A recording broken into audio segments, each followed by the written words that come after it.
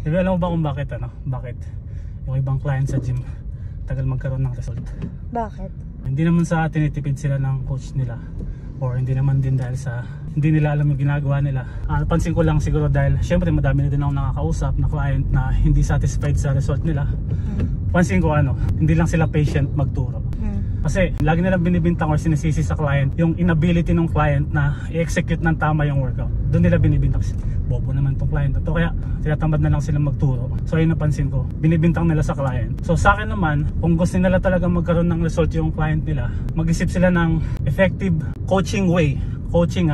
Kasi bali wala akong ganong kadami yung alam mo, anong program yung alam mo. Katapos ko lang mag-workout kasi bali wala yun. Kasi kung hindi mo naman siya maituro ng tama at di maintindihan ng client mo yung program mo, bali wala. Hindi yun tungkol sa inability ng client na maintindihan yung workout mo. Tungkol to sa inability mo bilang coach para ma-coach sa kanila ng tama yung program mo. Agree. Agree? Yeah. Amen.